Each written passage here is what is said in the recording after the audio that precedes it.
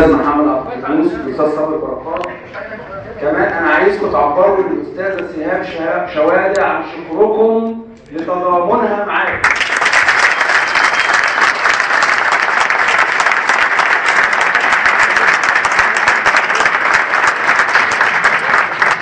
كمان يشرفني ويشرف كل عمال مصر ان احنا نتقدم لها شخصيا بالاحترام والتقدير، ونتقدم بالشكر للاستاذ هشام فؤاد والاستاذ محمد عبد الرحمن والاستاذ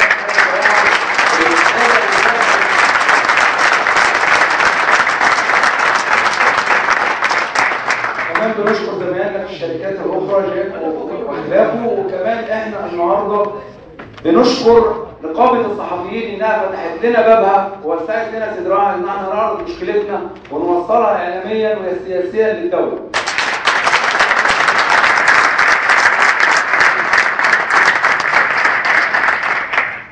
أنا زميلكم العامل محمد سلطان عبده، مفوض عمال انكوباب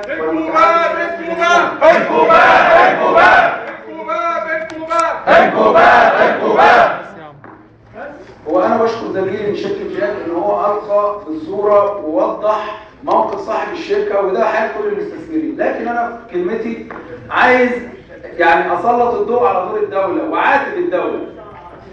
أنا عايز أفكر حضراتكم بأن الحرب العالمية الثانية كانت خسائرها البشرية 50 مليون روح، ده تقديرا يعني أنا مش متذكر الرقم، 50 مليون روح. قضى هتلر في الحرب العالمية الثانية على 50 مليون روح ما بين عامل وراجل أعمال وست وراجل وطفل وكل الناس. بالتالي ساب أوروبا بعد الحرب العالمية الثانية دمار شامل، مصانع وبيوت وكل شيء، بنية تحتية وأساسية، خطط خمسينية وخطط ألفية والكلام اللي بنسمعه من الحكومات المتتالية. هتلر ساب أوروبا متدمرة، ومع ذلك نهضت نهضة صناعية جبارة لا يمكن نقدر نلحقها إلا إذا سلكنا سلوك الدول دي. الدول دي لما جت تشتغل وتعمل نهضة صناعية عملت حاجة اسمها قوانين.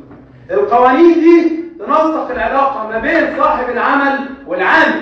للأسف احنا ما عندناش قوانين، عشان كده ما عندناش علاقة بين صاحب العمل والعامل، احنا مجرد عبيد عند السيد. ده حالنا مع الدولة، عشان كده احنا عمرنا ما هننهض.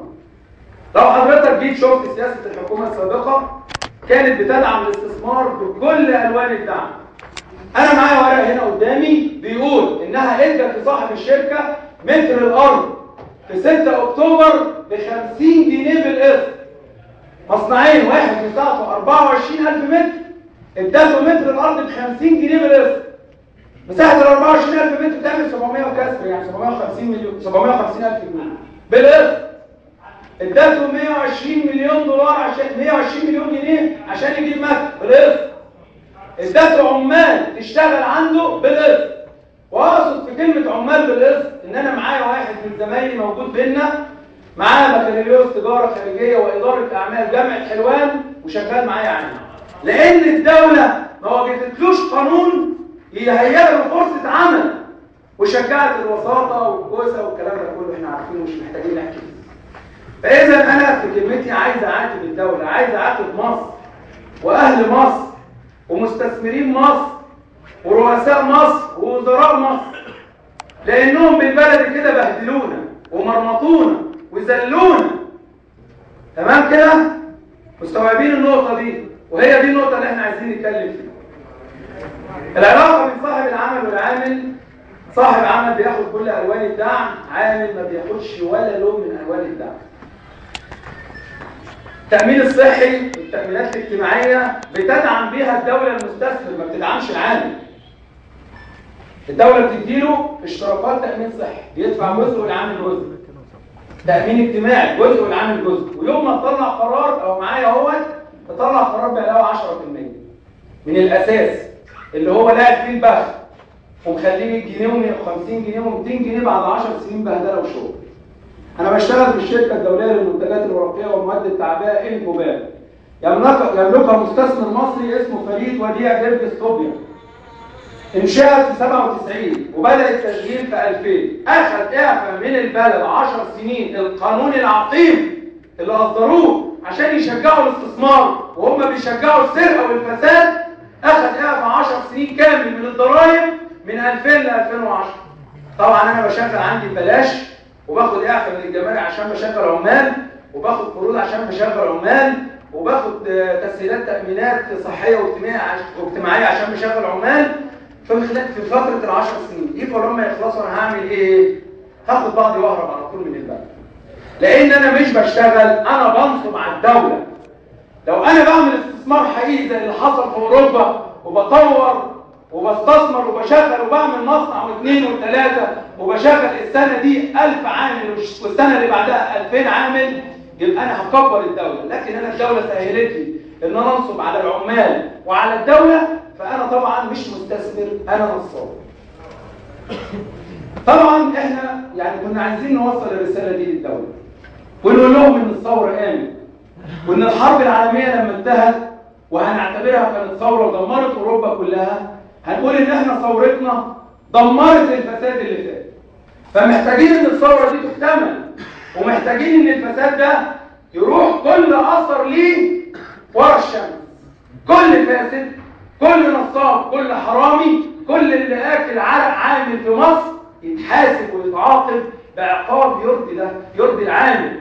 قال رسول الله صلى الله عليه وسلم: اعط الاجير حقه قبل ان يجف عرقه. النهارده انت تعرق وتموت كمان، ويجيلك امراض الدنيا، ويبقى لك 6 شهور و7 شهور ما بتقبضش. انا عايز الفت نظر حضراتكم ان شعار 6 شهور ما بنقبضش ده مش الحد الاخير للقبض. انا معايا ناس في الشركه ما قبضتش بقى لها سنه ونص، بس هي 6 شهور ما بتقبضش دي يعني ايه؟ ان احنا كلنا وصلنا للمرحله دي ما بتقبضش. يعني في السنه ونص دي كنت ممكن اقبض العامل اللي هو واقف على المكنه ده جزء صغير من مرتبه عشان تفضل المكنه ده. بالنسبه للقوانين بقى، انا دلوقتي بطالب الدوله انها تحط قوانين تفصل بيها العلاقه بين العامل والمستثمر. مطلوب من القوانين دي انها تكرمني وتقدرني وتحطني في المكان اللي انا اتاهلت ليه علميا واجتماعيا، وكمان يبقى العائد والربح من العمل ده مساوي للحاله المعيشيه في البلد. يعني انا دلوقتي لما اقول كوزير قوة عاملة علاوة 10%، ما اقولش لا ده عشان انا قلت كده عشان القانون بيقول كده، لا، انا ابص للاسعار الحياة في البلد شكلها ايه، العيشة في البلد شكلها ايه، وبعد كده اقدر العلاوة اذا كانت تبقى 10 ولا 20 ولا 50 ولا حتى 100%. لو انا فرضت القوانين دي على المستثمر، اول ما يجي يشتغل هيشتغل صح وينتج منتج صح. الصين اللي هم عندهم 1.3 مليار نسمة عاملين نهضة صناعية وأصبحوا قوة عظمى. ليه؟ لأنهم عملوا قوانين بين العامل والمستثمر توصلهم الاثنين للنجاح، مش واحد فيهم يوصل إنه يعبي فلوس ويهرب والتاني يقف في الشوارع يقول أنا جعان.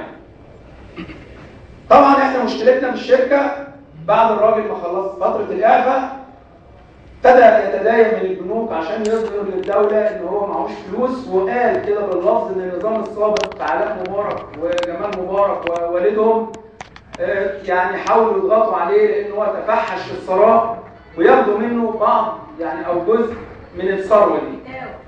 اتاوه. الله ينور على حضرتك، اتاوه. فبالتالي هو فكر في حل بسيط خالص ان هو يهرب من البلد.